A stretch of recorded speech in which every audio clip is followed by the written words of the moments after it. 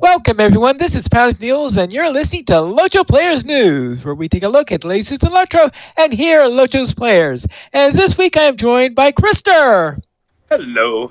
and Cinders. Hello.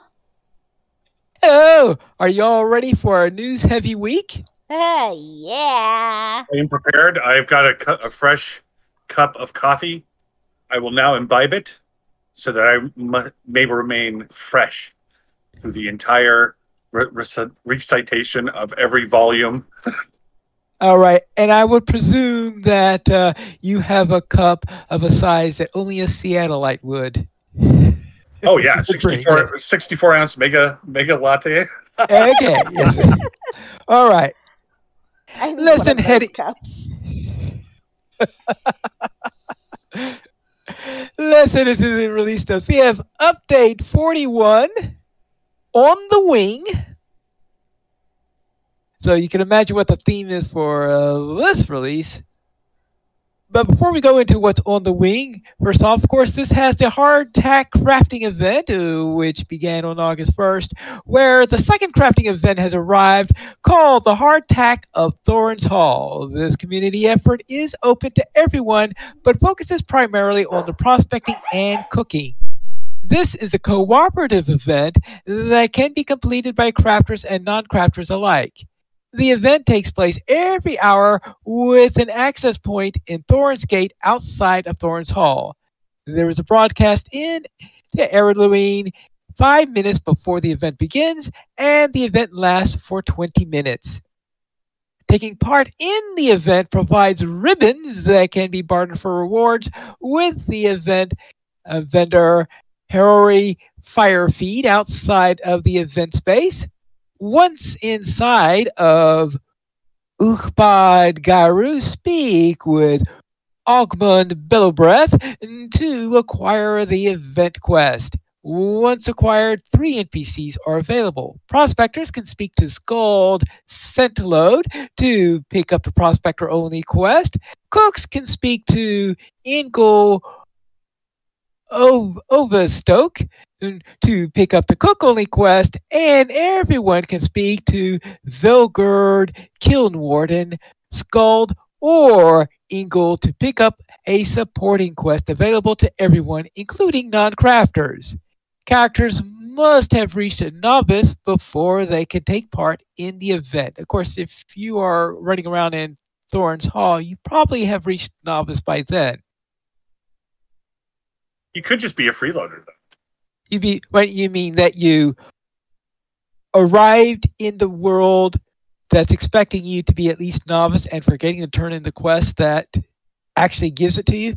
Yeah, maybe you arrived on the tour, you know? Oh, you arrived on the tour. Very well. So that's the second crafting event. We will hope that that goes more successfully. Actually, I think it's already gone more successfully than the launch of the first one did, because I don't think they've shut it down yet, which is certainly after 2 days. Light years ahead of the other one immediately. Yes. Our second item is birding has arrived. That's right. A new hobby is now available in the Lord of the Rings Online. Discover and track birds throughout Middle-earth and earn new rewards. Players can visit a hobby master in any of the locations throughout the world to get started, including the Last Homely House in the Hall of Fire, Amphion in the 21st Hall, Dol Amroth in the Havens of Belfalis, Henry Oakenshot in the Scholar's Stair Archives in Bree, and Rago Puttyfoot in the Bywater Pool in the Shire. Just equip your Bird Watcher's kit and locate birds while traveling. Use a birding skill called Spot Bird to determine what bird, if any, has been discovered. Once you use Spot Bird, a 30-second channeling begins, during which you will get 3 bird-watching execution chances at random intervals. Successfully execute the skill during each of those opportunities, and you will be able to find rarer birds. Discovered birds are entered in as a stamp into a new tab in the collections panel created for birding. The collections panel can be accessed through the main menu or by pressing Shift C. Birdwatchers kits can be purchased from any supplier vendor. Leveling up your birding gives you a chance to discover rare birds.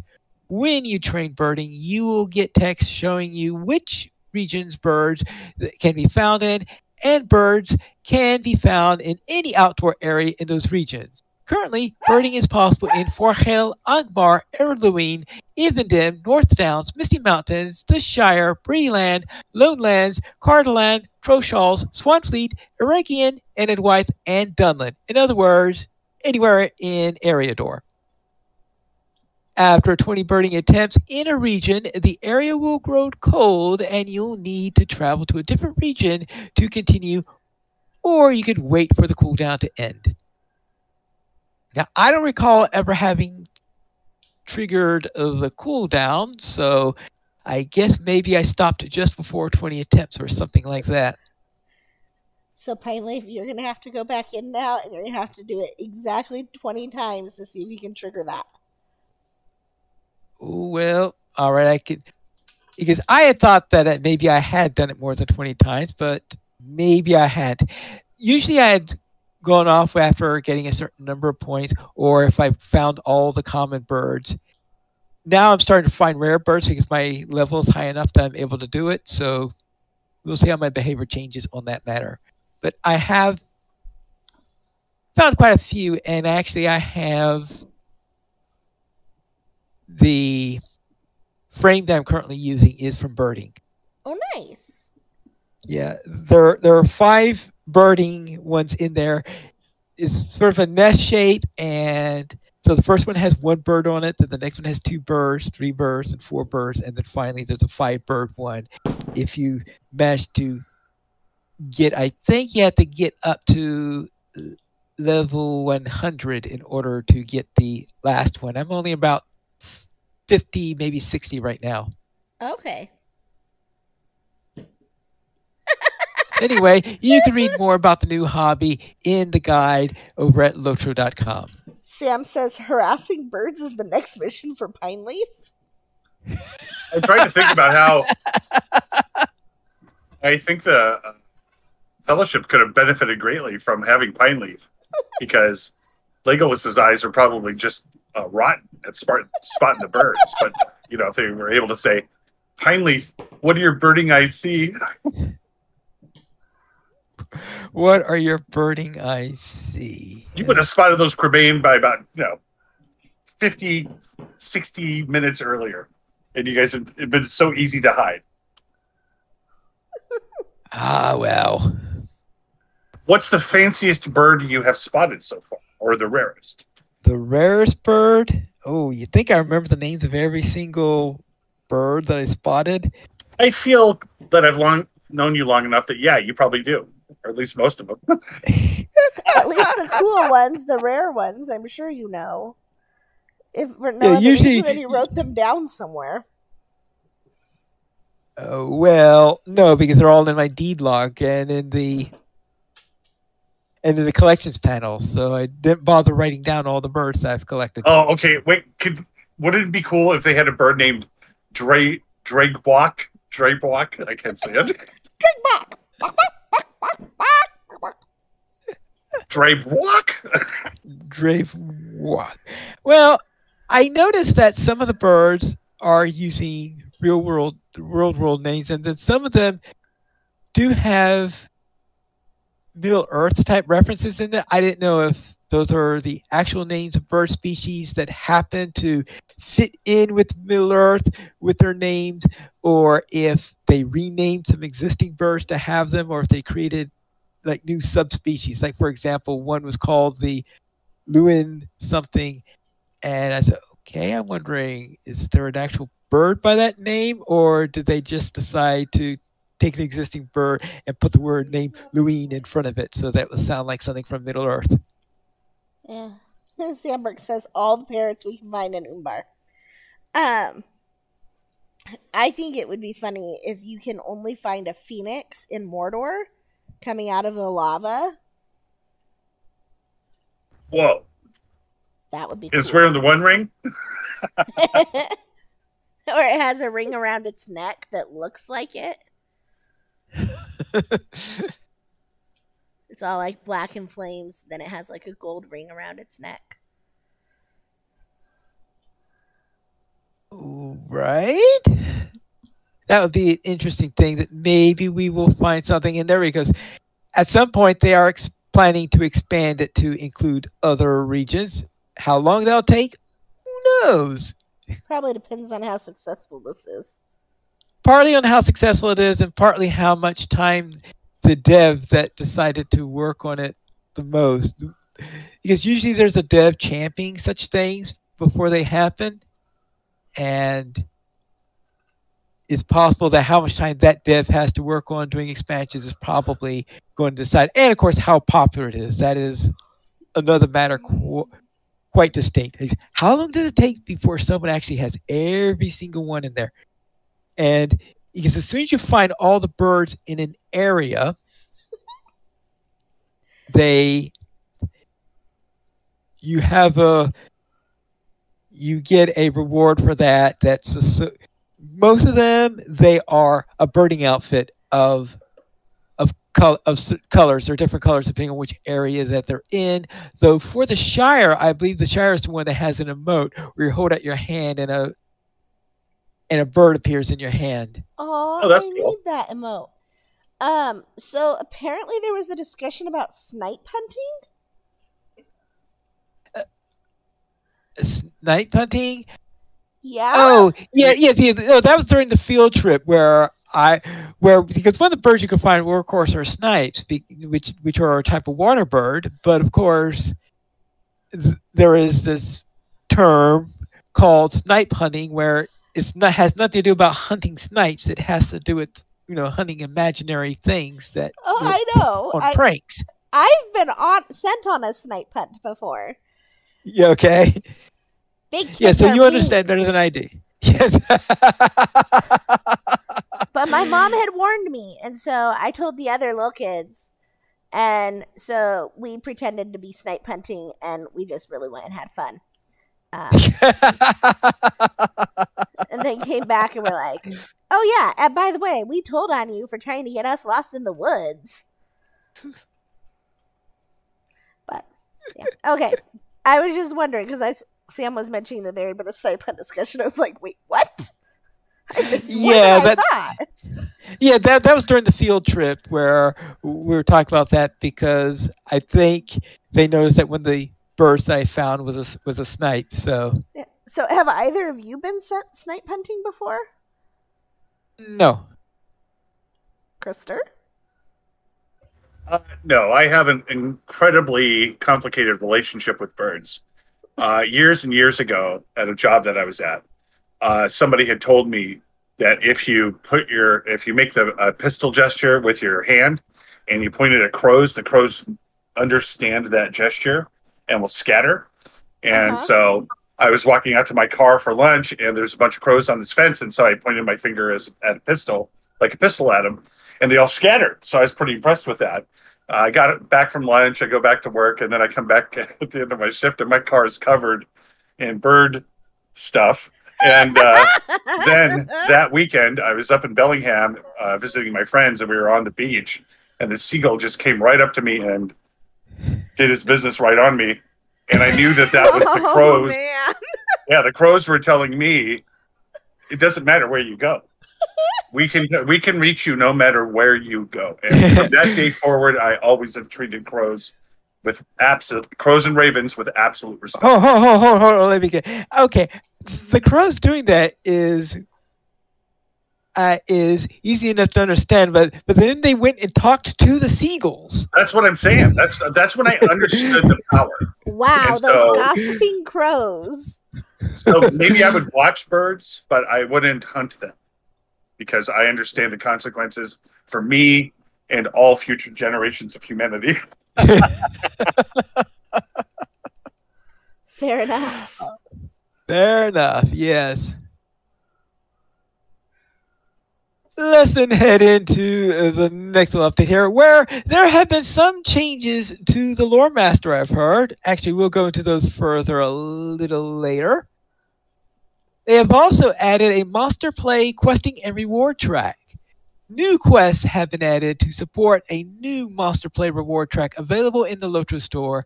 These quests are available from Faranil at Landreich for free peoples and by Kinnaid in Grassfoot for monster players. Two quests introduce the new daily offerings available. The first asks you to find an item in the Entmoors, and the second asks you to get advice from people who might know more. In other words, they're saying only a snipe hunt, right? Oh, Hang on. Whoa. right. Once these introductory quests are completed, new daily quests from Faranil and Kinnaid open that rotate daily and drive direct conflict across the Entmoors. The sides will work to cultivate or corrupt a sapling through daily questing. Oh, okay, it's a sapling hunt instead. These daily quests can be reset with Mithril on the monster side of the battle. Snipes, saplings, what's the difference? Yes, sniplings.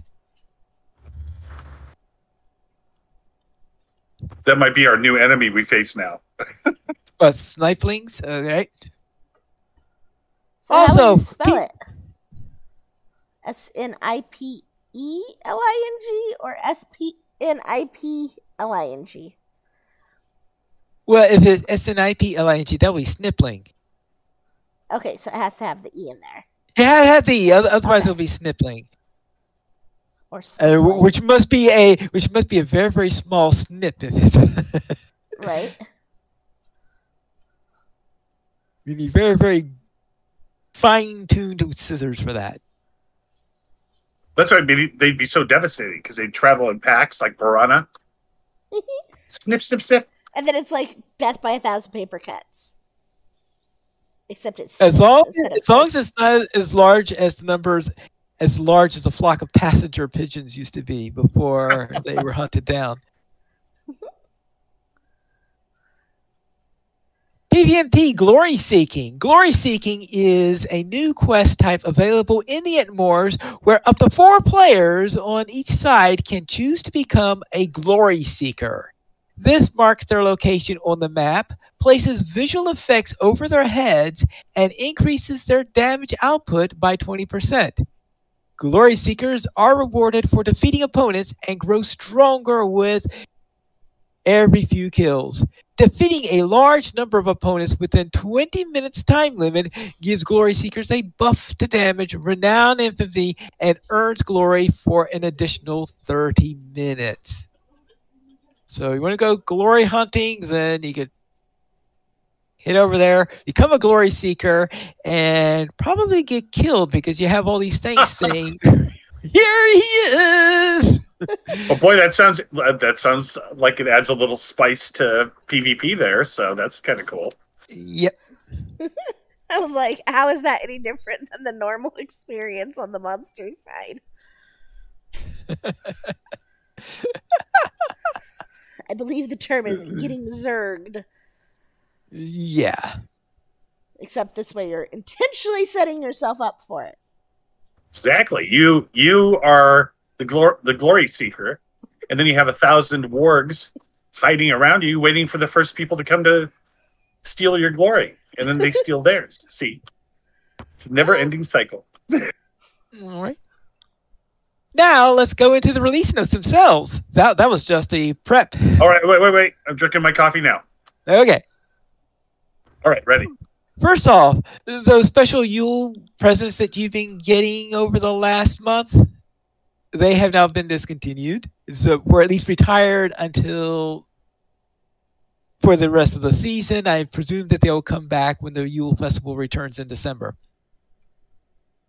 Virtue XP awards for Hobbit presents have been returned to the standard values.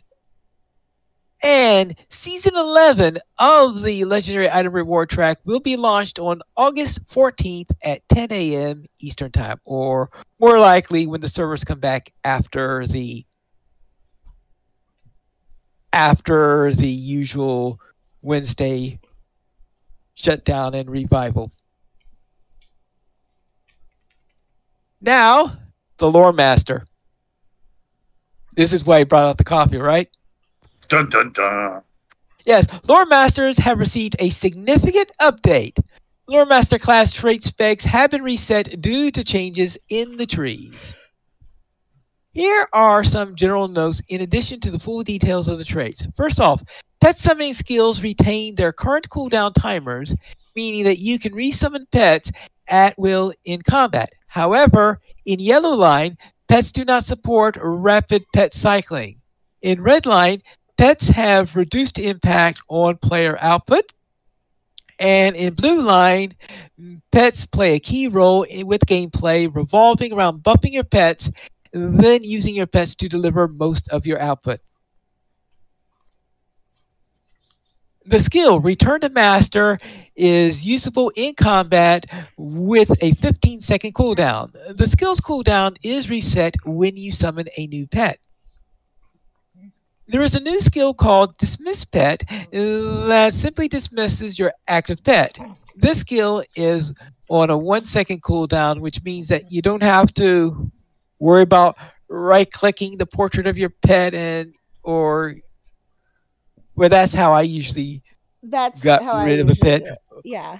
Or people make a alias to slash cpet dismiss or whatever that was. I never could remember what that it was, but now I don't have to worry about it because there is now a dismiss pet skill. Yeah, that is an upgrade right there. You can't complain about. I mean, you could complain about that, but it would be hard to justify it. Right. Believe me, I have a feeling people are having an easy enough time to find other things to complain about. Yeah. Yes.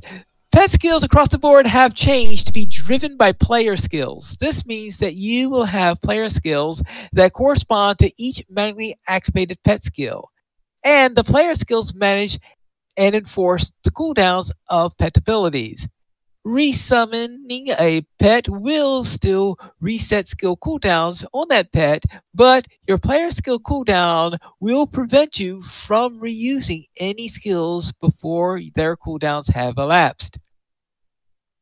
So in other words, no resummoning your pet just to get around cooldowns. That would be where the complaining starts. Well, I don't think that should be something to complain about because that's people are exploiting things in that case, I believe. Just because you shouldn't be complaining about it doesn't mean people won't be complaining about it. Okay. You do have a point there. Because somebody had to be trying really hard to figure out that exploit to begin with, because it's an exploit I didn't know about. But enough people have to be doing it that it justified making it so you can't do that. You do have a point there. Why go through the trouble of doing this if it weren't for the people who were abusing the system? Yeah. And if enough people were doing that to change it, then I'm sure they're hearing about it. Yeah. When actively executing a pet skill on your pet will negate 30% incoming damage. This means that your pets are not completely immune to damage, but smart use of skills can ensure that your pets are able to successfully execute their skills without being defeated. Now, major pet skills. The major pet skills are, for the spirit, area of effect heal over time. For the bear, challenge, a forced taunt. And that targets up to 10 enemies in the area of effect with a 5-second cooldown. For the raven, fear no darkness. This is an area of effect cleanse and modest heal for your fellowship. For the eagle, frontal area of attack that burns enemies and tears up burning embers if present. Bog lurker, bursting root fellowship maneuver. For the lynx, high damage area of effect attack. And for feline hunters, area of effect strike tears up to +5 damage per target hit for 20 seconds. Now, a note about inductions. In the outlined traits below, several sources of induction speed reduction have been removed. Lore Master baseline inductions have been reduced across the board by 30 to 60%. The goal is to reduce the number of trait points needed to spend into induction speed and reduce the expected Lore Master induction modifier to a lower value, as the previous traits made it possible for the Lore Master to hit minus 100% induction duration in some content, which could break animations and cause other technical issues. So, in other words, they reduced inductions across the board, but reduced your ways in which you could reduce your inductions so that you aren't in a position to essentially have zero inductions. Apparently, it breaks the game and stuff like that. I was guilty of trying to get every induction reduction that I could, just because it was so annoying to not get any skills off. Well, yeah. Because the original induction times were a little bit long, shall we say? But I didn't ever have any problems with broken animations or other technical issues for me. But oh yeah, yes. But I had suspected there were some people who were going overboard in the number that they found. Oh, I'm sure. And maybe they had all gold legendary traits or something like that. Perhaps. Yes. Oh, Not Sam. slobs like us. Yes. Sam is saying, I'm going to miss the healing spirit. It's only in yellow now, and I like playing blue. Yeah. I do understand what you're saying in there. That that spirit was not. I was a little sad when I saw that the spirit was there, but since I didn't use the spirit all that often, it wasn't a major problem for me. You know, they should give us the ability to have it as like a cosmetic pet then. So, like, a lore master can have both your cosmetic pet and your actual pet equipped at once. And so it'd be kind of cool if you could still have the spirit as like a cosmetic pet, even though you couldn't use. I don't know. The little glowy ball always seemed friendly. With its little Healy vibes. All right. Now, a note about traceries. A number of traceries have slightly different effects or slightly altered potency. No new traceries are being added, nor are traceries being removed. The Burning Ember's initial damage is now Burning Ember's damage. Burning Embers exists for its damage over time instead of its initial hit, and now affects all Burning Embers damage. Test of Will damage and critical multiplier is now Test of Will cooldown. This reflects the fact that Test of Will's value is primarily due to the stun and not the damage. Airlore Reflect potency is now Airlore potency. Airlore is more valuable for its damage negation rather than its reflect. This tracery now improves both aspects equally. The potency has been slightly reduced, though. Light of the Rising Dawn damage and critical multiplier is now Retribution damage. Retribution is a better fit for this damage bonus due to Light of the Rising Dawn now being a low damage interrupt skill instead. Signs of Power duration and debuff is now Knowledge of the Lore Master duration. These debuffs have been consolidated into the Knowledge of the Lore Master debuff and no longer gain small potency increases for its trace rate. Sticky Gourd direct damage is now Sticky Gourd damage. Like Burning Embers, Sticky Gourd is about the damage over time rather than the initial damage. Sticky Gourd and its subsequent damage over time both now benefit from this tracery. Thank you. Although it does not impact Burning Embers even if applied or tiers with Sticky Gourd. And Storm Lore damage is now Storm Lore cooldown. Like Tested Will, Storm Lore is not used for its negligible damage. This tracery now reduces its cooldown. So do you feel like that would compel either of you to have to redo anything at this point, or are those all good changes? Well, I'm in Blue Line, and I think that these really aren't as usual on that. I might have the Light of the Rising Dawn thing in there, but I could understand that. Now, Light of Rising Dawn used to be one of my primary damaging skills, so so it is tricky getting used to that, especially now that it's the primary interrupt skill. So I did get to move it on my lower level lore master into the position where I normally put interrupt skills, and I really didn't have a good skill to put in that area because before the lore masters in the past didn't have a simple interrupt skill, which was a real problem in 6-player skirmishes, because in 6-player skirmishes, you can't stun anyone or mez it, or the lieutenants. Lieutenants cannot be mezzed or they cannot be stunned. So as a result, Light of Rising Dawn wouldn't work on them. So now it will work on them because now it's a simple interrupt skill. That makes sense. Right? So, oh. Go ahead.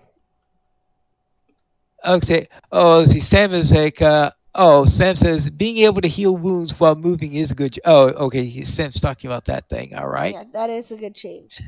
That certainly not one of the ones people are complaining about. Yeah. I will be honest. I have not played Cinderina for like the last 2 changes to really even know what she has. So I would have to. I've mostly focused on Emeralina, and so I'd really have to go in and look at that before I knew if I would need to change anything. Yeah. Now, I did do a before and after test on running a few skirmishes. Now, I did the before test on 4 skirmishes. I've only so far had a chance to do the after one on one of them, so Trouble in Tuckborough. And I do notice that I am not quite up to speed in burning through stuff as quickly as I think I wasn't. I'm still, I guess, thinking about things in the old way or something like this. So I had a couple of really spicy moments while running Trouble in Tuckborough during the counterattacks that I had to work my way through. Because before, I think I ripped through them when I did them before. So this time, I'd say it looks like I still need to get to learn the new skill set a little bit more before I try the other 3 skirmishes to see how they're doing. But yeah, it is going to take a little getting used to on how to use everything. And I think that's probably, of course, always the first problem is that before you're used to what's there, you say, oh no, I got to change all this and all that stuff. So I suspect that's also one of the sources of the various complaints that we've been hearing. Yeah. Makes sense. All right. Though I do know some people have basically said that they thought they were completely trash or something like this, because I know one person who hasn't played the Wardens since the Wardens had their changes a while back. Yeah, I feel like anytime they make changes like that, there's always people, and I'm just as guilty, who are like, nope, I'm not going to play that. And then as they go, they tweak some of those things, and then it's not as bad as you remember it being. So, right. For example, like when they made the changes with the legendary items to the new system, I was so over LOTRO for like almost a year. I was just like, I don't even want to think about it. I don't want to look at it. I don't want to find out all of the different things. Like, I was just muddling through on a Guardian and the higher level stuff. I was like, I just didn't want to even try. It was just too much. But then, after a while, I was like, I'm really kind of missing it. And so then I went back to playing, and it turns out it wasn't nearly as bad as I had thought it was. I just needed a break from the old system for the new system to be able to kind of, like, not be as... a shock. Well, it's not even so much of a shock. It's just that I think when you get out of the habit of something, doing things a certain way, and you take a break from it and you come back to it, then you would have to have relearned the old system too, right, to an extent. And so it's not like you woke up one morning and everything's different anymore. It's like, oh, right, the world changes, It wasn't the world. Yeah. All right. Now let's go into general skills. Dispel corruption's exact effect depends on your most recently summoned pet. Oh, wonderful. For the bears, it removes one corruption from your target with a 7-second cooldown. With birds, it removes 3 different corruptions from your target over 5 seconds over a 15-second cooldown. So in other words, you need to base it on whatever. How are we going to remember this?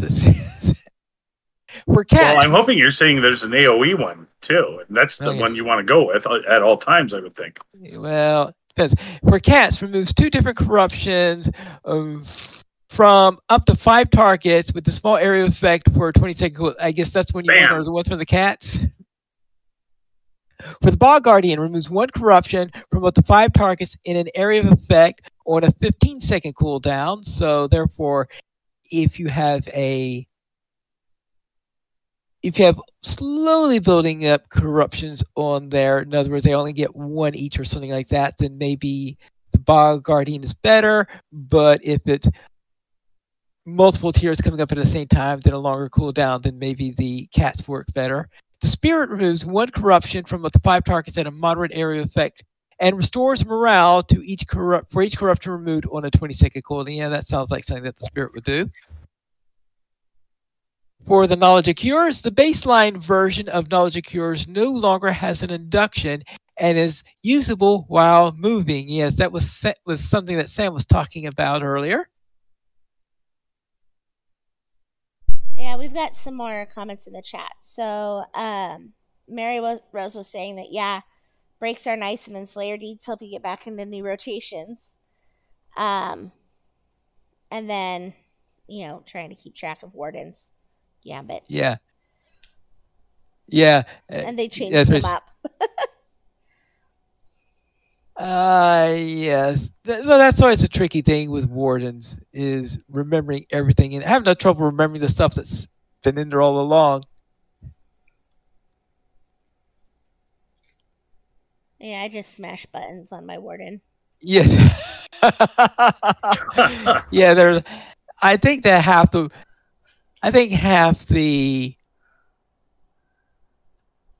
gambits in there I only ever use because I hit them by accident.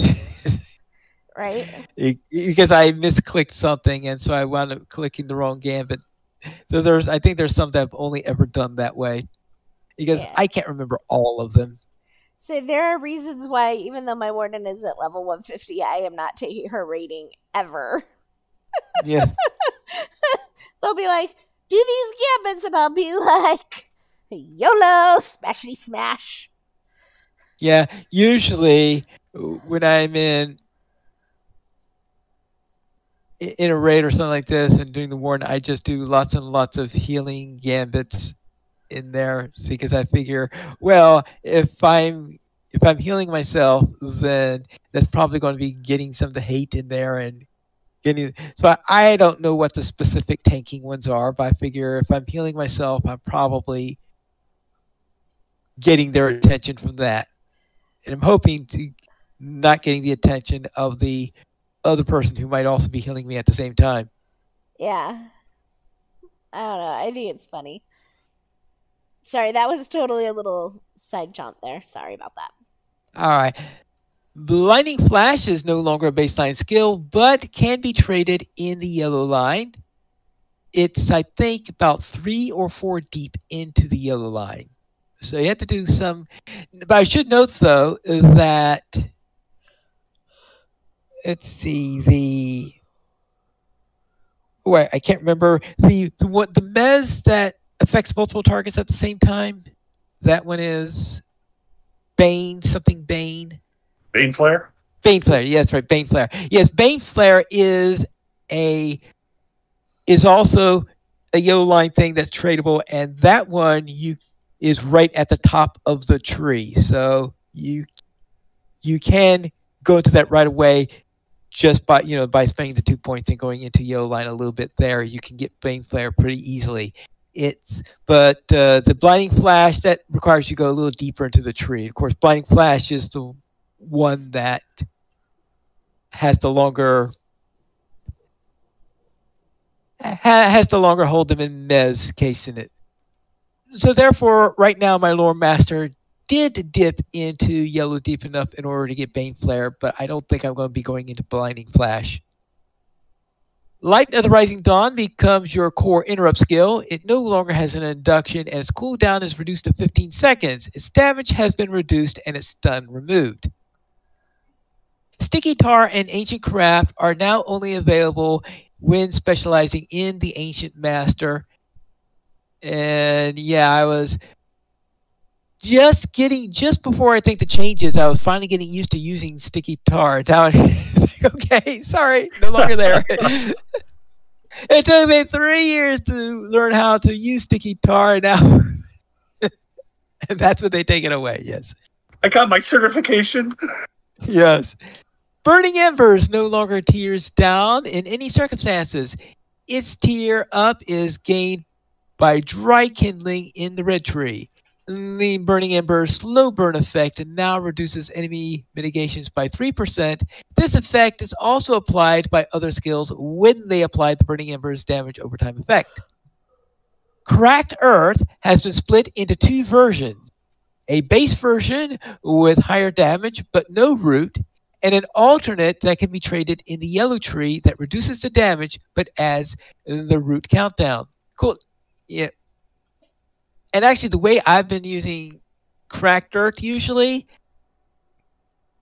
I usually found the root to be a little bit inconvenient. So I think it's not going to affect me, but I'm sure there are plenty of people not in Yellow Line who depended on that routing from Cracked Earth. And so I think they're probably making some complaints about this. I Gusto, keep it. It's still accessible though, which I think is where that's going to be helpful. Is that you could trait into it. Yeah, I forgot how deep that's into the Yellow Line now. I don't know. I'll have to look because that was really helpful at the higher levels soloing areas to have that route.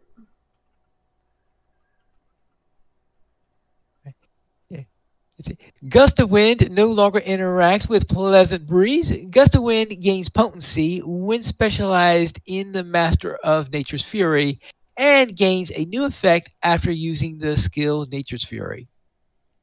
Sign of the Power Vigilance. Stealth detection bonus has been changed from +3 to +5. Sure, no one's complaining about that. Stealth detection's duration is now 5 minutes by default.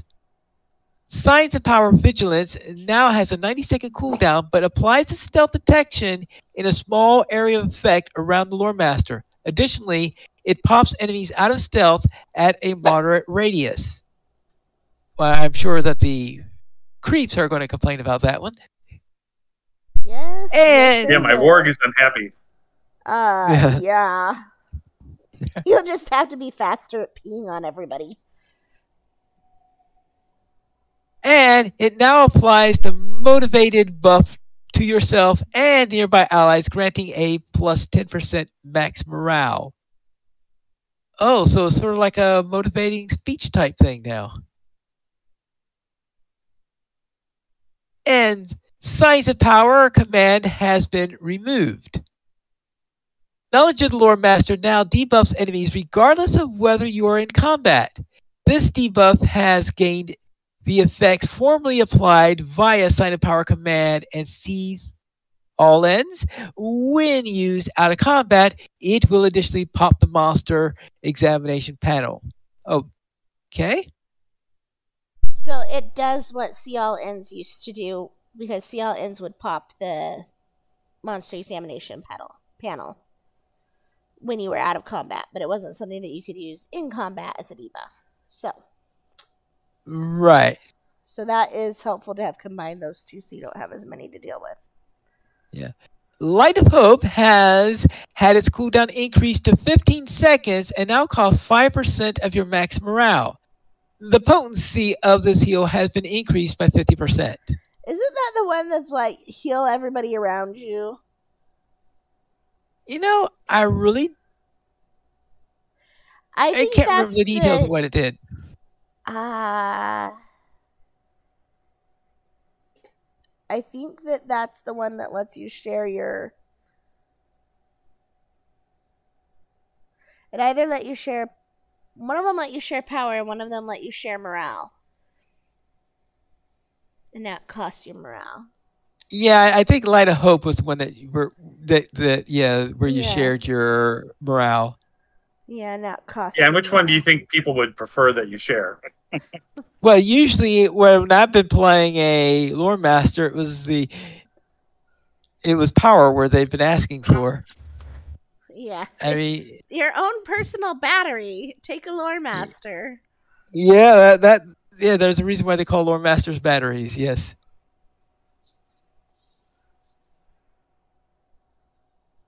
There you go.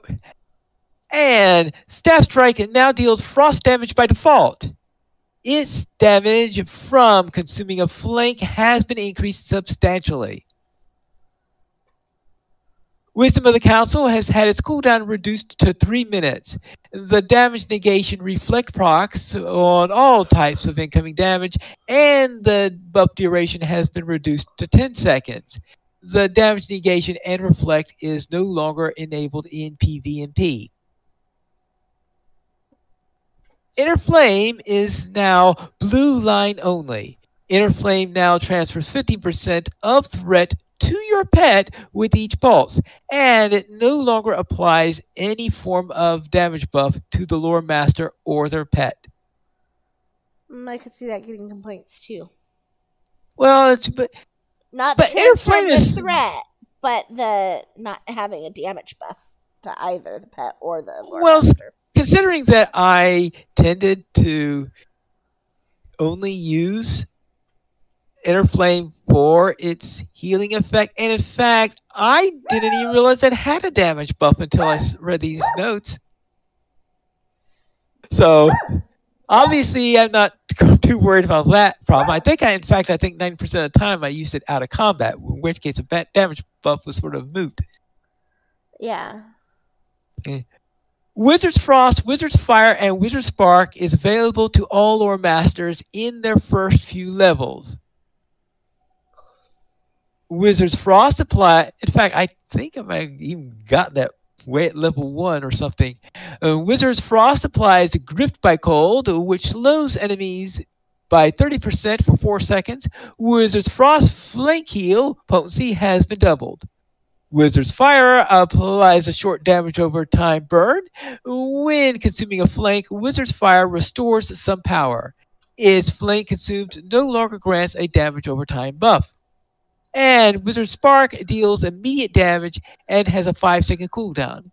When consuming a flank, Wizard Spark gives you a plus 35% speed for 8 seconds.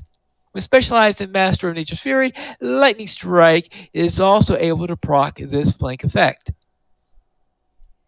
Waterlore's healing has been reduced by 33%. This healing value has been shifted to Wizard's Frost Flank Heal. Waterlore is usable while moving with no induction. Waterlore is now earned at level 32. That last sentence, I'm sure, has made a lot of lore masters very happy. Maybe not the rest of the paragraph, but that last sentence very definite because I think it used to be 72 or some ridiculous number like that. Yeah, so Waterlore was notorious for being way late in when you earned it.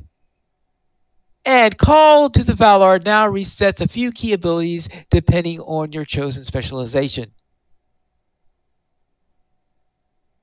All right. And those are the general notes. There are also notes for blue line, red line, and yellow. For the sake of our sanity, what if we save those for next week? I think that is a great idea. I was preparing 3 more cups of coffee, but yeah, okay. Okay, so if you're gonna do this, I need a coffee break to get some for myself because I'm like, oh no, this is gonna be long. Yeah. Okay, so I will save the lines whether I do all 3 lines next week or if I do a line a week. But we will save the specific lines because each line is long in what they say in there. So I have a brilliant idea though for that. What? We could each take a lore master, right? Yeah. And for whatever line you decide to do that week, we can play in that line together during the week and compare notes. Okay. Right? And then we'd have our show title already for the week. Red line with pine leaf. Blue line with pine leaf. Yellow line with pine leaf.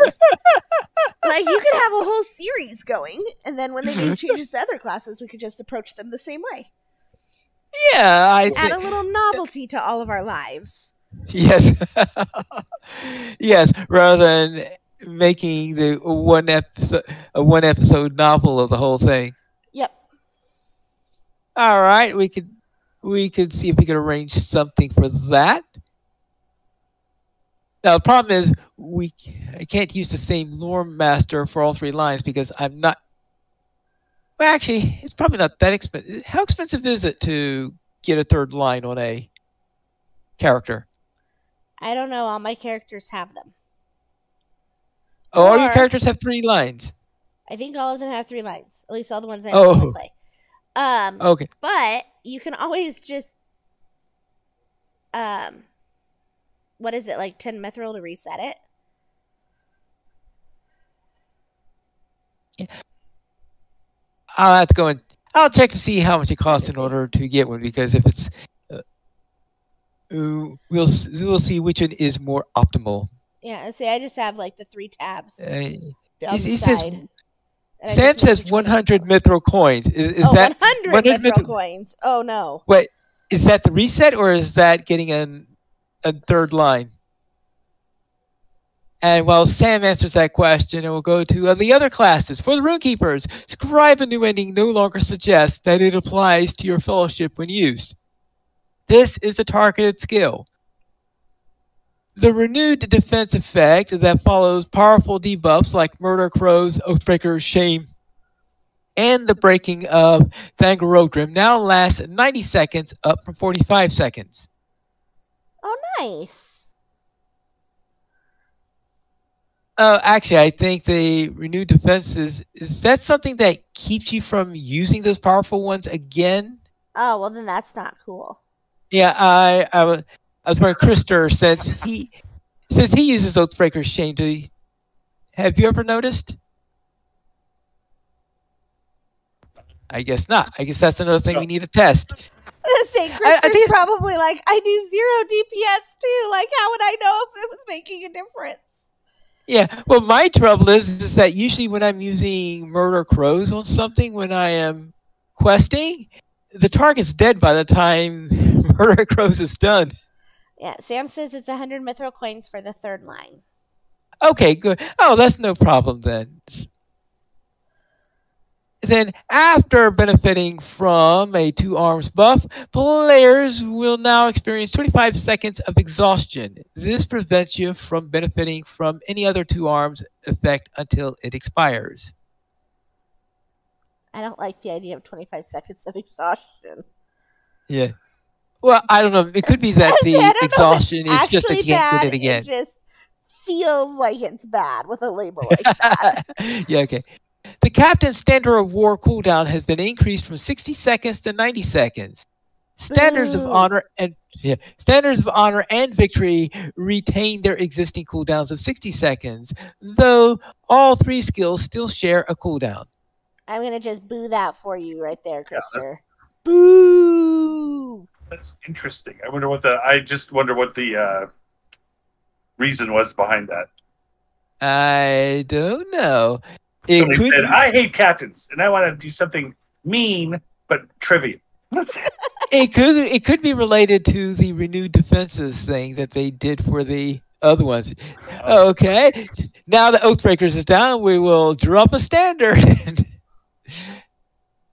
And I kind of thought that was what they were driving for anyways, was that, you couldn't stack all this stuff, but you could chain it. But right. Right. Yeah, Mariners call. Oh. Go ahead. Mariners Call the Banners of War base cooldown is increased from 1 minute and 30 seconds to 2 minutes. Good. If Krista doesn't respond, I know what that one's gonna be.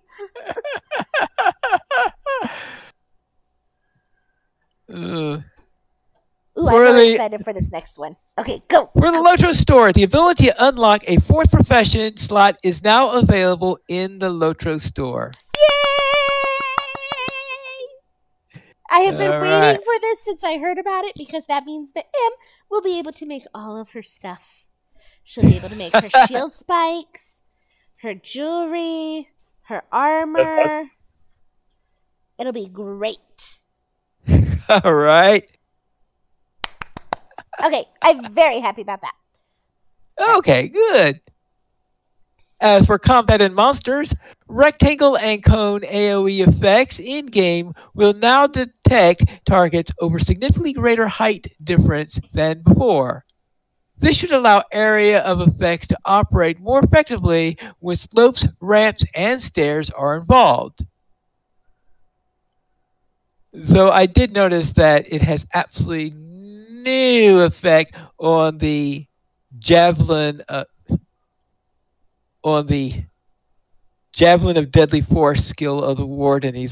I threw one of those on the stair and it's like sort of like flew over everybody's head as it usually winds up doing when I do that.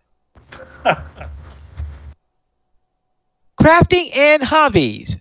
Well, first off, in case you didn't hear me before, a new birding tab has been added to the collections panel to show all of the ornithological occupants of Middle Earth that you spot. Of course, so far, all of them are from Eriador. Several crafting introduction quests have been revised dialogue to account for the removal of vocations. And new metalsmith recipes have been added to the Umbar tier to create the following multi-tools. First off, the tools of the Umbari Armsman has Weaponsmith, Woodworker, Forester, and Prospector. The Umbari Explorer has Tailor, Forester, Jeweler, and Prospector. The Umbari Historian has Scholar, Farmer, Jeweler, and Weaponsmith. The Umbari Prospector has Prospector, Metalsmith, Scholar, and Tailor. The Umbari Tinker has Jeweler, Prospector, Farmer, and Cook. And the Umbari Generalist has Cook, Farmer, Metalsmith, and Tailor. Okay, I have a question. No, not your combination. It is not my combination. But what is the purpose of having the tools of the Umbari Armsman, etc., when you could just use the Universal Toolkit?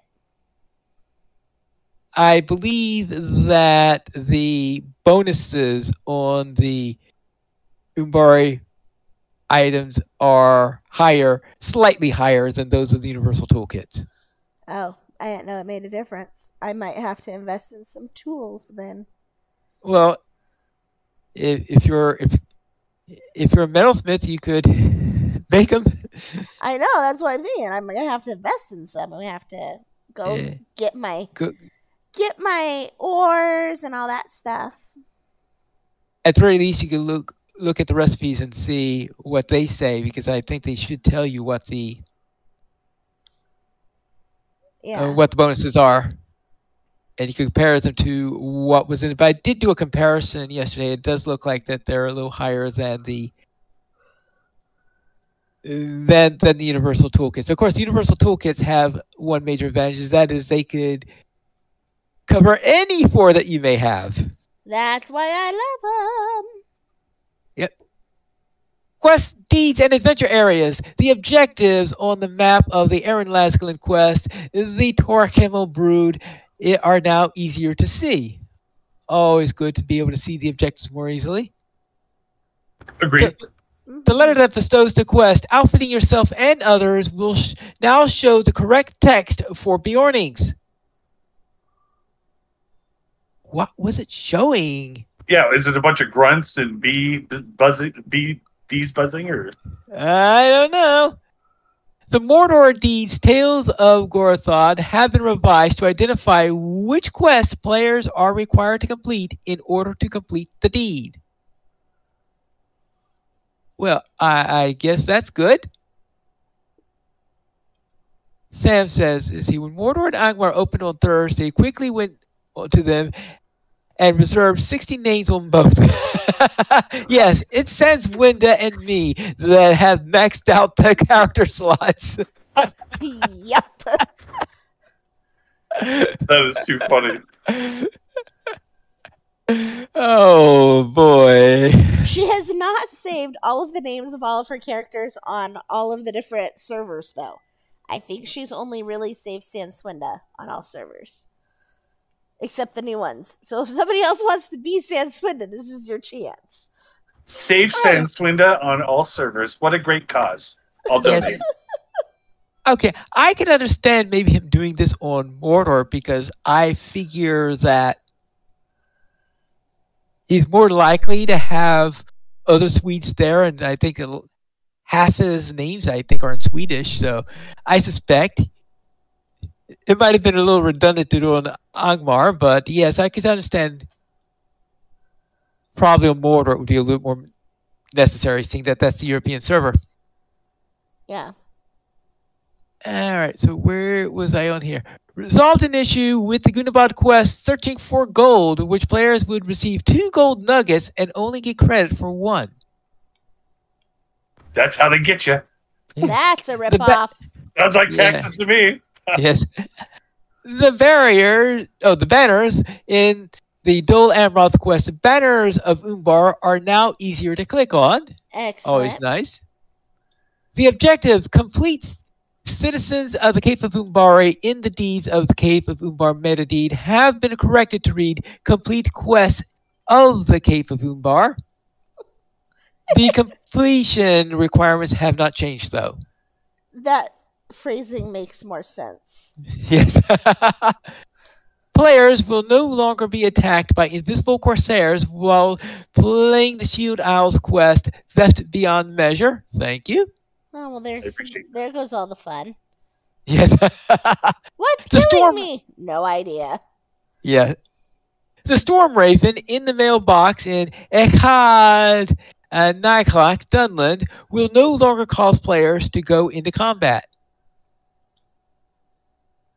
The name of a quest in the waste under the watch of Narhost has been corrected to under the watch of Karhost. Morcar in Wilderness will no longer show a quest ring on the radar after all of his quests are complete. That is Trees, helpful. yes. Trees associated with the Aaron Lasglin quest Mending the Mirkwood will no longer glow unless you have the quest underway. Oh, that'll Thank be you. nice too. Oh yes. In the Aragian quest instance, leader of the Foulwood, Zagafum, will no longer attack the player before they are on the correct objective. Oh yes, thank you. Jelruka warriors in Karbronach quest Tour Foire captured Zelruka will no longer respawn with quest rings even though they cannot be reused to advance the quest. Please note. That's helpful. Thank you. Yes. Please note, players who logged out with the Karbronach quest Tour Far captured Jelruka in progress will need to re-accept the quest and start it over due to versioning that was required to address the issue. Glowing spots on the landscape in Aragian can now only be seen when the relevant quests are in progress. Thank you. Enemies in the Furian Wood, a remote bestowed upon the Beacon Hills, Farinorian, will now bestow. It can be acquired by defeating Virag in the vicinity of Halithirian. The deeds, captains of Minas Tirith, masters of Minas Tirith, and wardens of Minas Tirith should once again bestow properly when you approach the appropriate NPCs. And, yes, and the Barrow Downs quest, Digging in the Dirt, now has quest guides that are easier to see on the map. All right, see, Sam says, Sam says, no, my names are lore appropriate, even the slightly punny ones. Oh. Okay. Except well, for his except warg named wargs, Snaggly Teeth. Snaggly Teeth. You know, I don't know that there is anybody. Well, that's not true. I'm sure there is somebody who has crafted lore specific and appropriate names for their wargs, but I think they're better when they're not for the wargs. Kind of barbaric characters. Yeah, okay. Well, I just think it's funny because it's like, your rules don't apply to me. You know, that's why I think it's totally fitting for monster characters to not follow the rules. Oh well, and well, I was saying that they're probably all in Swedish. I mean, they could be in Swedish, still be lore appropriate. You could just think of them as being in Vorhel. Right? Well, okay. I guess Vorhel names tend to be in Finnish rather than Swedish. All right, instances and skirmishes. In order to prevent several gameplay issues, scions are being removed from all tiers of the instance of Thargasar the Vile Apothecary. Base health, mitigations, and damage have been increased for most monsters found within level 50 in-game instances. Cardoom, Urgruth, Baron Gularin, and the Rift of Nurse Khashu. This should make a modest impact on the difficulty of those bases and should help make those instances a bit harder to complete without a full group when played on level. The idea of this was that the in-game content in the legendary worlds would be, well, as you would expect in-game content to be. Because I think in Bulwer there were a lot of complaints that the Rift was way too easy on Bulwer when they were testing that out. Or I guess maybe not on Bulwer, was it on Mordor or whatever. Missions and delvings. The Elder Slade mission, The Hunting Grounds, now works correctly in a duo fellowship. Note, the Hunting Grounds instance mission will be versioned on update. The Gunabad mission is Sting Like a Grodbog instance exit door now works correctly. The Gunabad mission Unwelcome Guest instance exit door now works properly. And enemies now consistently spawn at the correct time in the Wildwood mission attack on caught fast. Thank you very much. I have done that one with Piley, and every time we get there, he goes, wait. We gotta wait. They'll spawn eventually. Yeah, that was always a weird one. Legendary items now indicate if they are ready to be reforged in the examination tooltip. Thank you. Helpful for sure. Socketed instruments will now properly appear in the instruments section of the auction house. There are socketed instruments? Apparently. Apparently, I didn't know that. Neither my minstrel nor my mariner knew about that. Okay. If you have completed the Abyss of Mordath Tier 2, fragments of the Abyss crafting components are once again available for barter at the Gorgoroth crafting vendor or at the Master of Mordor lore Gorgoroth rewards vendor. Stat distributions have been adjusted for some level 50 equipment. Crafted gear in particular now caps out at a slightly reduced eye level, and a number of instances, Urgrut Karndar, Doombarad, Gurothan, and Drift of Nurzgashu rewards should now be more appealing. And the tooltip on albino skin now correctly identifies it is an item that can be turned in for tasks. Oh, closest to Swedish in game are the Longbeards and Gandalf that took their names, of course, from the Norse.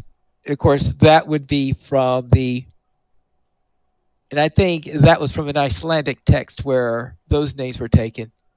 Yep. PvP and the Ent Moors. Is that it makes sense? Yeah. PvP and the Ent Moors. Monster players should now be able to access their own reward tracks, subject to availability, of course. Some updates to player barter vendors in the Etmores. Vendors now have purchasable quests that reward an amount of IAXP that scales to your level. These quests are available for purchase at the Tokens of Valor accommodations and the new currency being introduced with the Monster Play reward track. Marta. New cosmetic rewards based on the initial and third Intimore's armor releases added to the armor vendors in Gladrai. These are available for purchase with the new shared account currency available to the upcoming Monster Play Seasons of Strife track. New consumable packs are available from barters on the player and monster player vendor in Gladrai and Gransfoot respectively. These are available for the new shared account currency available for the upcoming Monster Play Season of Strife track. Added the new player portrait frame for the Season of Strife to the track of vendor in Gladrai. There is now a weekly quest for monster players and a reward track with a chest that is lootable weekly. Player chests have been updated and an additional tier was added to a new key given out on the first weekly quest. And Bring Them Low now has a return to Tordor as outlined. Cleave, the enemy, now teleports to the orc camp and can no longer mention the random location. And we have done the following to the kill task quests purchased in the Gransfoot and Gladrai. There are no longer tiers associated with these tasks. There is only one task. The kill count for these tasks has been increased to 50 kills, and the weekly quest previously advanced by each completion of either of the kill task or the kill task tiers now provides 5 of the item needed to satisfy the objective in the weekly quests. And I didn't understand a word of that. I guess those people who do PvP on the appropriate side, I hope some of them understood it. As for landscape, miscellaneous deco placements have been resolved. Miscellaneous stuck spots have been resolved. Miscellaneous pathing issues have been resolved. Miscellaneous floating objects have been resolved. Miscellaneous terrain textures issues have been resolved. And miscellaneous Z fighting has been resolved. In other words, they decided not to give me more time to name every single location. What a shame. As for localization, adjusted the layout of the class trait screen to fix an issue where the German description of the lore master traits would be cut off at the bottom of the screen. And also, in Deutsch, they fixed the text wrapping issue on the virtue trait screen, fixed the text cutoff issue in the quest screen, fixed a text wrapping issue in the crafting recipe screen, and a typo has been corrected in the Middle-earth map that's in German. And miscellaneous things, the game launcher now automatically fixes certain classes of unable to decrypt and deserialize the data download from the server errors. The Fleet Captain Barter in Darlaja, the meeting hall, now shows the Barter map note. Fleet Captain Barter in Darlaja? I guess I didn't know that there was a Barter in Darlaja. Okay. Yeah, me neither. I wonder what kind of Captain Barterer he is. Yes, I guess I'll have to go and check that out. Old Barman at the Combe Lumber Camp now shows a map note that he is a barterer. Did you skip the voiceover note? Okay, voiceover audio for the Kindred in the last step of the new quest of Catep storyline now plays correctly. Hearthobor, what? As I say, now you're on Hearthobor. Yeah, okay. So. Hearthobor in Jackson now shows a map note that he is a barterer. Corsair Raiders in Barradreel no longer eat using weapons as utensils. Oh, that's lame. Yeah. Yeah. The Tamarika dwarf Asatam now has a consistent appearance whenever he appears, either in King's Condor or in Farouk Zahar.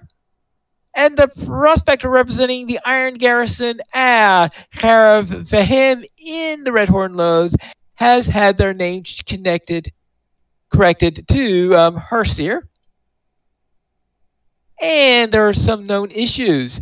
The title, Protector of Life, offered on the Free People's Side rewards relating to the Monster Play reward track, does not grant the player title. We are planning to fix this in this issue soon. Rewards on the special item Barterer in Gransfoot cannot be purchased by Monster Player. This does not affect the rewards gained along the rewards track. We will fix the interaction soon.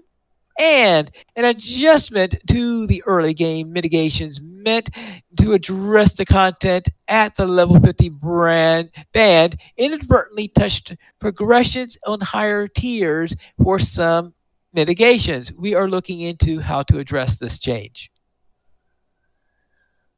Whew. Whew. And that is, well, I was going to say all the release notes, but we did postpone the Lore Master trait trees until next week. Yep. That is all the release notes we can bear. That's all the release notes that you can bear for now. All right. Our next announcement is that Before the Shadow is now free to the VIPs. And that means the content, of course. The content in there is now free to VIPs. So if you're a VIP, you could do your questing there instead of in the traditional areas without having to buy the expansion for Before the Shadow. Now, if you want all the cosmetic goodies that come with it, that, of course, will have its own cost associated with it. Also, the Angmar and Mordor servers are now available. That's right. 2 new VIP Legendary Worlds have provided Angmar and Mordor. And the title for these are The Veil of the Nine.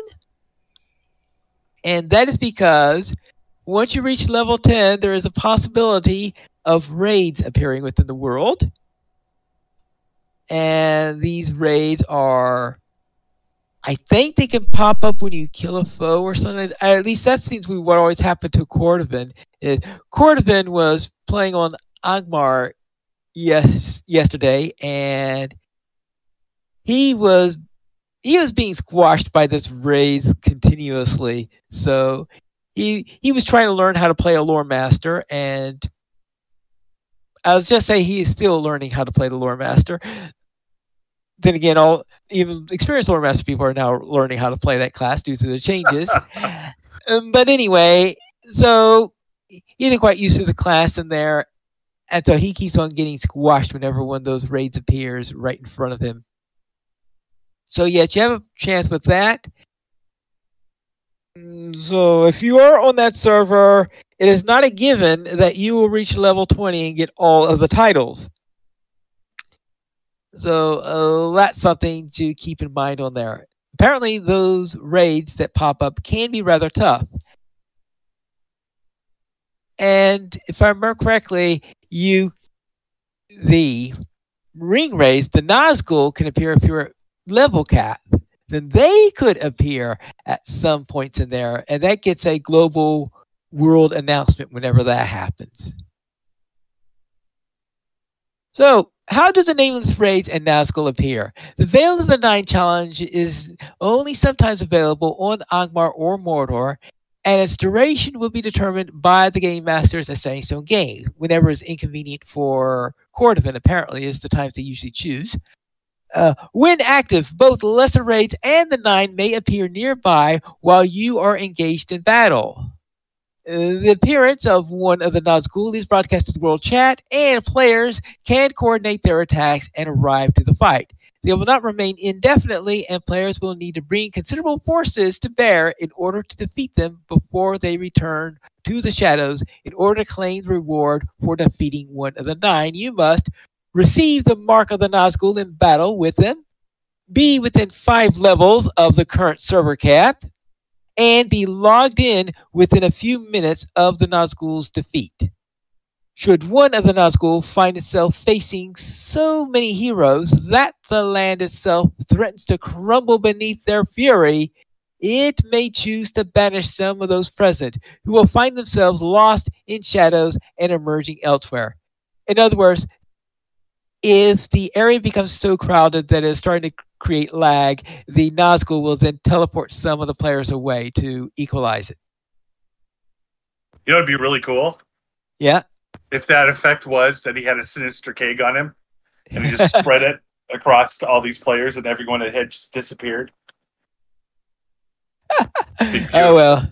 Oh, Mary Rose says, also, I've died twice from ring raids when escorting old Sally. Sally is safe, though. Me, I just prepared to die a lot. Sounds like Sally should be guarding you. Yeah. And Sam is, I don't dare taking landscape difficulty on Mordor Angmar after seeing streamers having to deal with the Sky Laser and the Nazgul at the same time. Yes, that is one of the reasons why I've never played past the tier 2 difficulty level in any case, is because the Sky Laser, I just can't get myself to work with that particular mechanism. And I'm definitely not going to do it on Angmar because I'm going to have enough trouble with ring raise. I certainly don't want ring raise while at increased difficulty.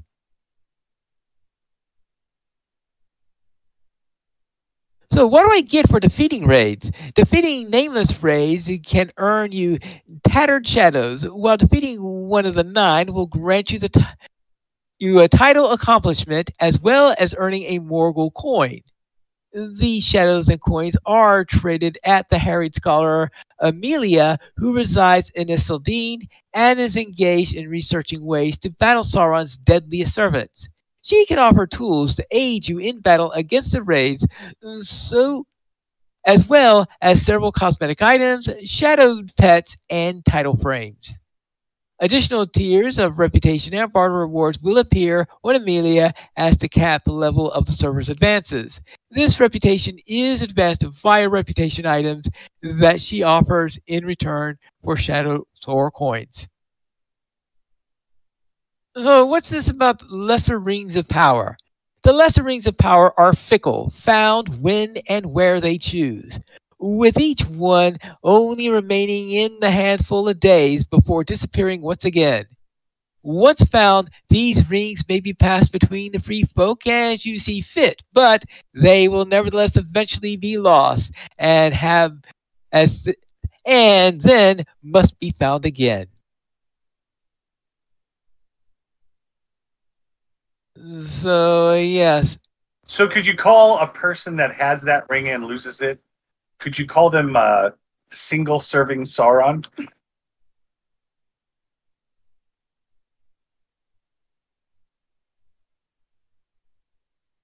I'll be here all night. All right. Okay. Good.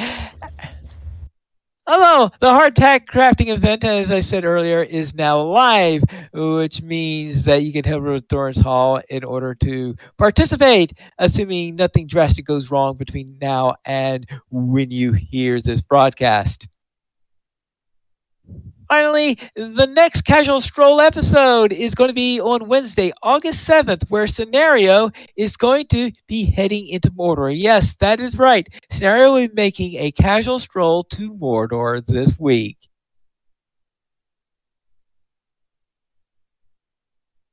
And they don't seem to work together, you know. Casual Mordor. Well, I guess now. I guess Mordor's calmed down a bit, really. Yeah. You got to remember that American Golden Star were using that as the name of their podcast back in the days before LOTRO Players News was a thing. Gotcha. So that is it for our game news. So let's head to our store sales and Cinders. What is on sale this week? On sale this week, we have The Middle Earth Venturing Pack, which is available for a limited time. And you can learn more about this special offer at the LOTRO store through August 25th. The Mirkwood Patrons Coffer also has arrived with new bundles of cosmetics, titles, emotes, and more themed for the Mirkwood region, also on the LOTRO store. The cosmetic armor looks pretty cool, and I think you should take a look at it, Krister, if you haven't already. And then you can start a new journey and get 20% off character slots, veteran status, stat packages, and XP boosts through August 8th. And I love the coupon code for the weekly coupon. It's free 5,000 enhanced reputation supply with the code YOUKNOWME, YOUKNOWME, no spaces. Also through All August 8th. right. Yes. And the interesting thing about this one is they do have their own travel skills, and thus the move skill and the milestone skills that as you had with the Bombadil one. And this one, the Bombadil ones, they're all very, very showy, and these are more towards stealth instead. Yeah.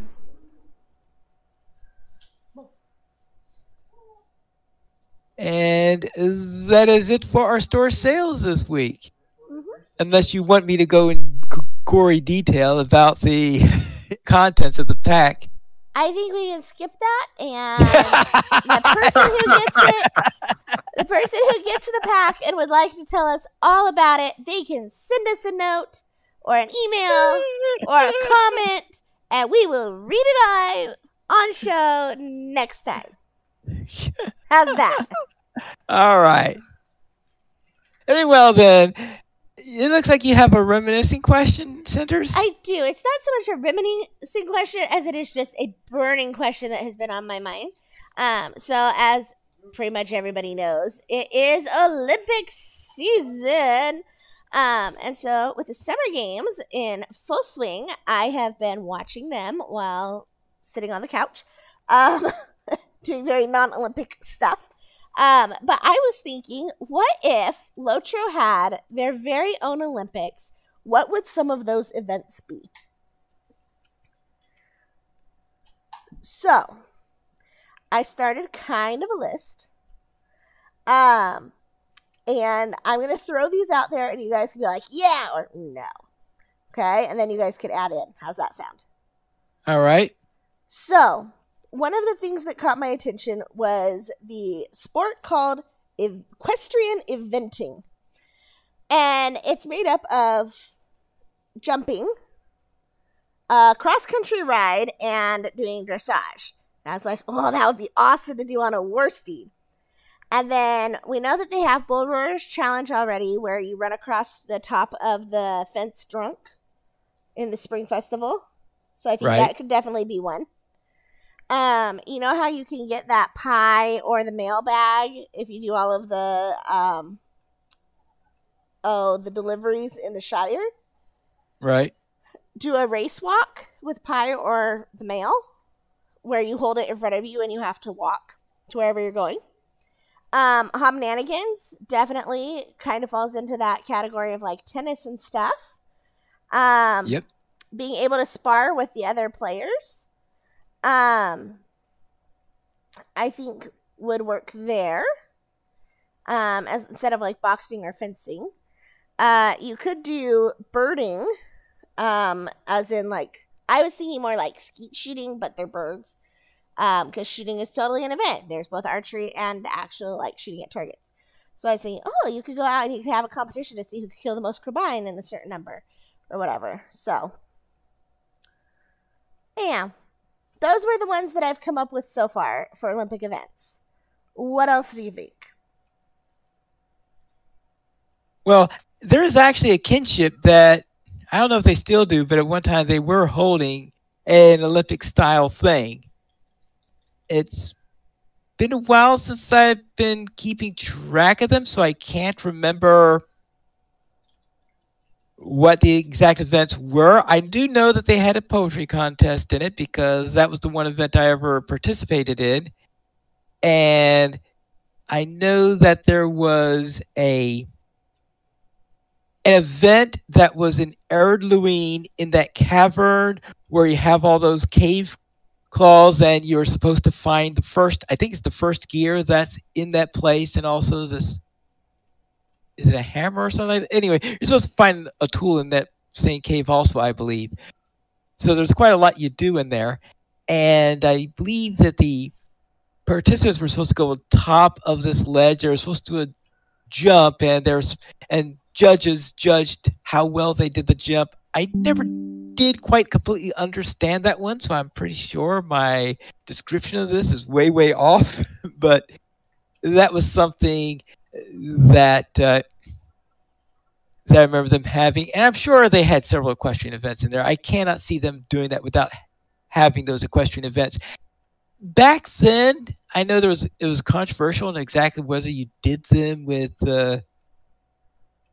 regular steeds or war steeds. I think a lot of times, a lot of those equestrian events back in the early days were being done with regular steeds only.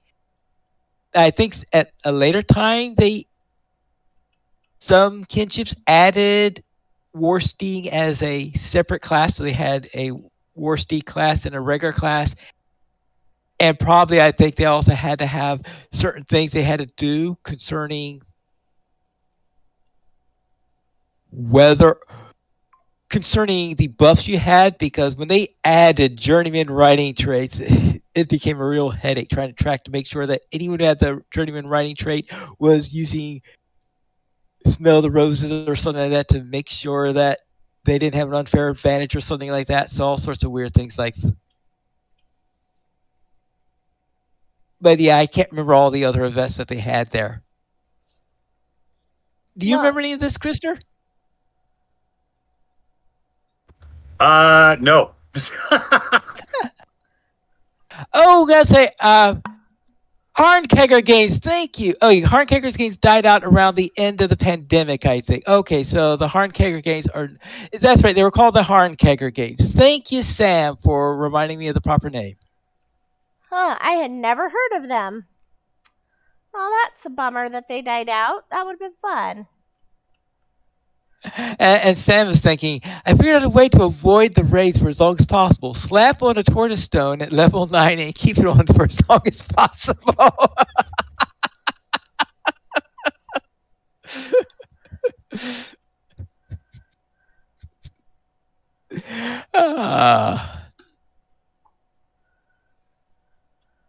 So there could be like a freeze tag duels too.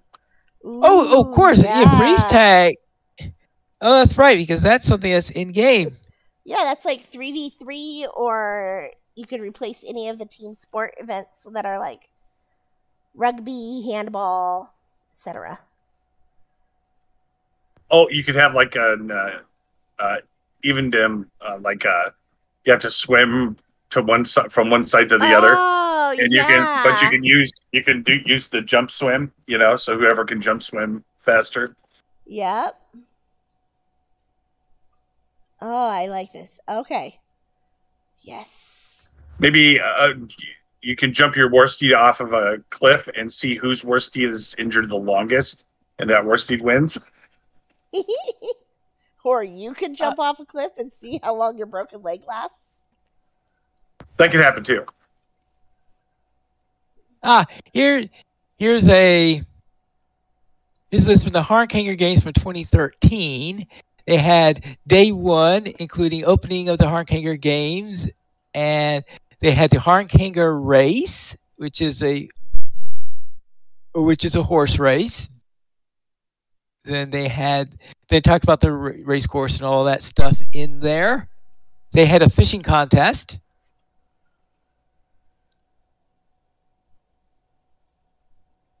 And they had day 2, they had a music event continuing the Needle Hole festivities that commemorate the founding of Needle Hole 677 years ago. Right, this music. So they had a special music event. That, of course, that wasn't a competition. I think that was just a. And let's see, we had the.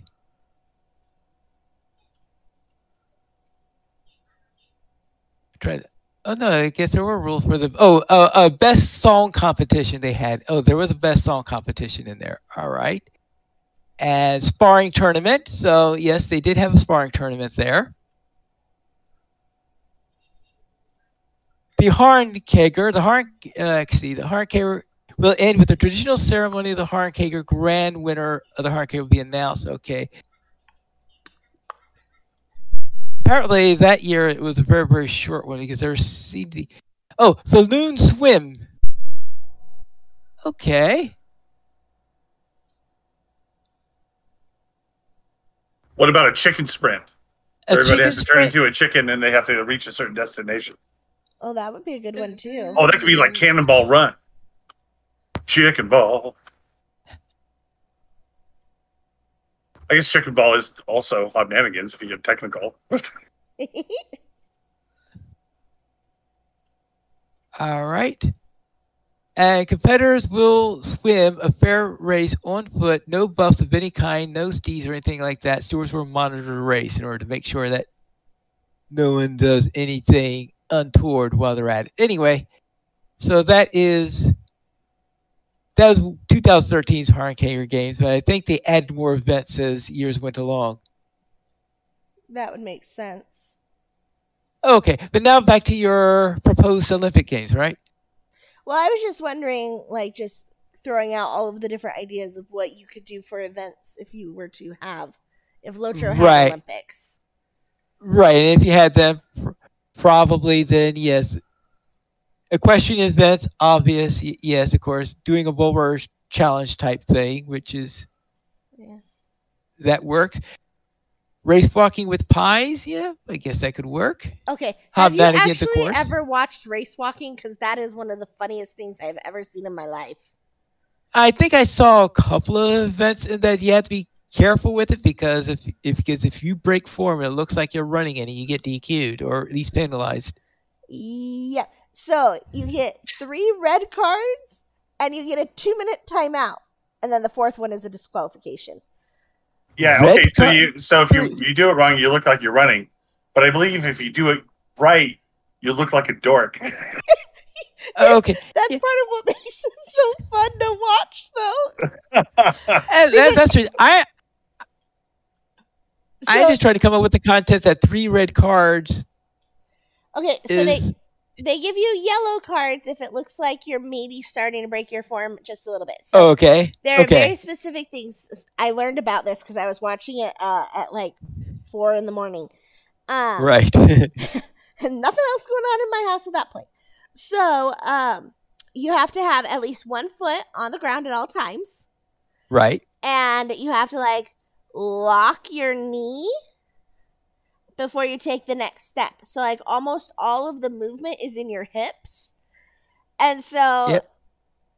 Yeah, it's glorious to watch. Yeah, if you start to break form a little bit, you get yellow cards, which don't have anything to do with them. It's just like, hey, we noticed that this is going to be a problem. Like, pay attention. You need to fix it. There's something going on. Okay. Anyhow, as you get later in the event, when they get tired, so the one this year was 20K. They got rid of the 50K. It was a 20K one. But as you go, about an hour in, you're starting to get tired, and it's harder to keep that form. Or if you hurt yourself, you slide out of that form. And that's when you start seeing the red cards. And so then you get the red cards, and if you get 3 red cards, you get to go to the 2-minute timeout box. Okay. And then if you get a 4th one after you've had those 3, then you're just disqualified. And so in the men's one, they had 2 of them that did not finish, like they just got hurt and weren't able to finish the course. And then 1 who got disqualified. So, anyhow. Okay. Well, it's hard to. Well, I guess it's a lot easier to stay informed in LOTRO, so all you have to do is hit the insert. Well, and I don't think it lets you run while you're carrying the pie or the mailbag. Okay. Like you walk with it in your hands. Like you're flaunting it. Okay. Very well then. Yeah, it was just, I was thinking that'd be randomly kind of hysterical. So if I heard Okay. you correctly, there'd be an Olympic sport in LOTRO called pie flaunting. Yes! I kind of like that because I like some good pie. There's no doubt about it. Yeah. Blueberry pie. That's the best Cherry pie, chocolate pie, Lemon meringue. Mm. Okay, I need pie now. Okay. Well then, let's then head into our weekend gaming. Krister, what were you up to? Well, there's another game I play, and I've been Oh, playing this game my whole adult life. And I have to play it more than others, and so this week I had to play that game, which is my work, my real life work. I didn't really have much time this week, but on Friday I completed all my tasks.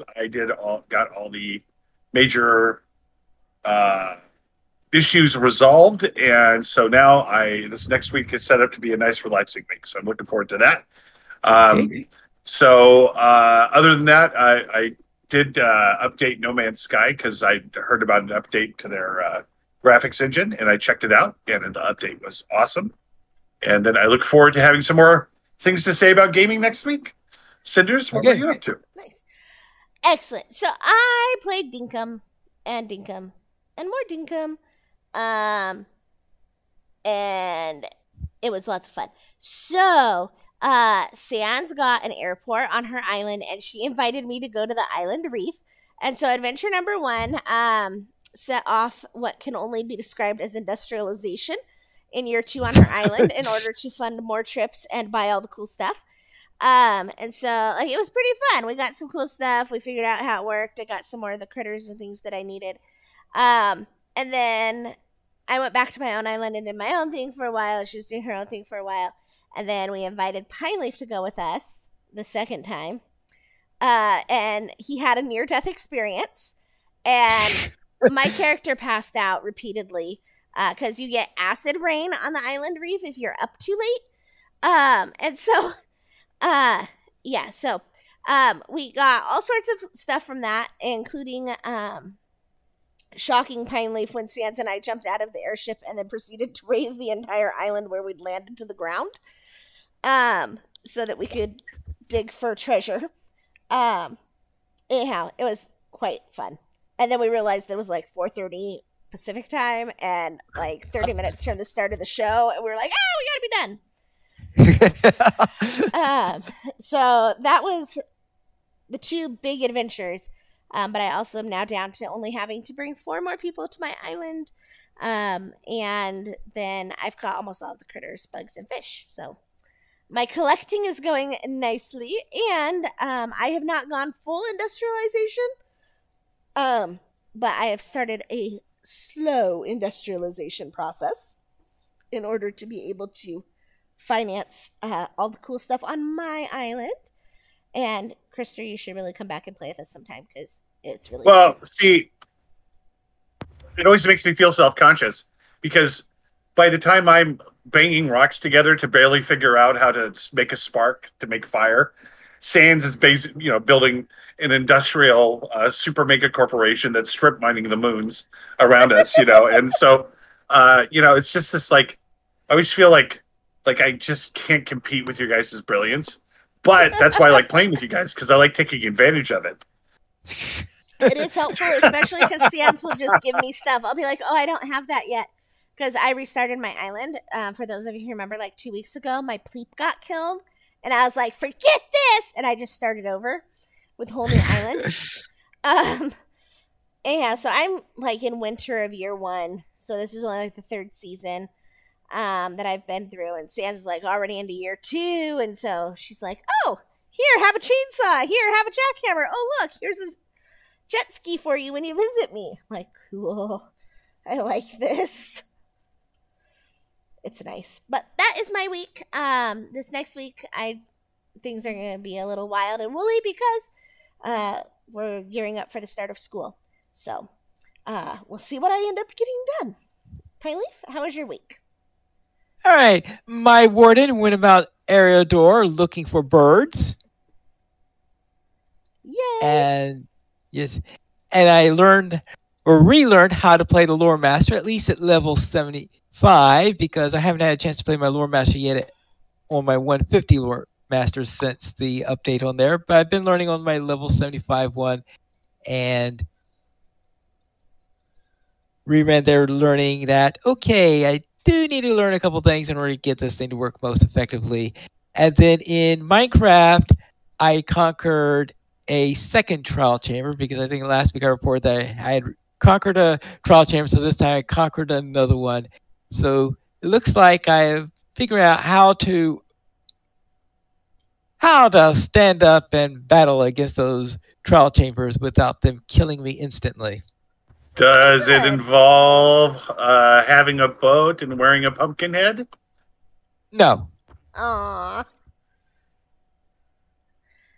That is still like the most fun way to go get Ender no, pearls and it stuff. it, So. it it does help to be well armored and well geared. Okay. Oh, well, great. Well, I can never do it. This you say it requires talent and skill too.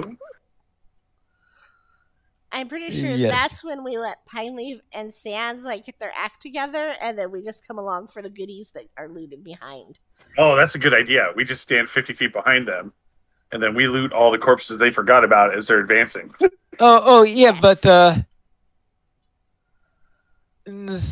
well, Sans Winda is is probably going to be scared because the one that we have in the world we have, the one I found last time we played, has a has spider spawners as the main melee mob. So we send Pineleaf and Gerardo in, and the three of us, Sans and Krister and I, come behind and loot everything. Well, maybe you have bows and you shoot the spiders from a distance. Oh yeah, I like fighting the spiders. Or maybe you could at least fire at the at at the strays. Or I think the ranged mobs are strays in that particular dungeon. Or are they just regular skeletons? I forgot which one they were. And anyway, whatever version of skeletons, because all the possibilities of ranged mobs, as far as I know, are always some variant of skeletons. Or a witch. I don't think witches can appear in trial chambers. I don't know if they can be in trial chambers, but they sure do have ranged. Yeah, they do have. I think they're a little bit too powerful for the. Now you do have the. You do also have the breezes, but breezes, while they are ranged, they are a separate category in their own. So every trial chamber is going to have a couple of breeze spawners in there. And if you don't know what I mean by a breeze, well, you'll just have to go to and visit a trial chamber at some spot, and you will understand what I'm talking about. I'm But sure fighting that I them will. is not a breeze. Note to self: do not go find trial chambers. Got it. Well, I did refrain from blocking off the things because one of the things that I've done in my private world is that whenever I've defeated the mobs at a trial area and picked up whatever treasure it's given out, I blocked it off so that I would have no more line of sight, and as a result of that, effectively turned off that particular mob spawner. But I did not do that at the one where I visited on our shared island because I wanted people to have the opportunity to experience the trial chamber themselves. So Now, it's just down people- there spawning spiders and other random crap. Well, it only spawns it if there's a player within, I think, 16 blocks and in line of sight of the spawner. Okay. So you've put like a warning sign up, like "Do not pass." I did not put up any signs yet because right now, I did not make any alterations to the area. Okay, fair. Now, if people wish me to do so, I can do so, but for the moment, I have not made any alterations to the area. Just in Alright. case people want to experience it in its true form. Fair.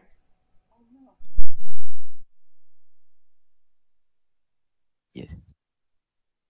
We have no emails this week. If you like since when you can send it to podcast@lotraplayers.com. The Players Alliance has two shows. On Saturdays at 8:30 p.m. Eastern Time, we record Lotra Players News and we record DDO Players News when Drac is available. You can listen to our shows at lotraplayers.com/live. That is all for tonight. Then this is Pilot Needles reminding you to skirmish responsibly.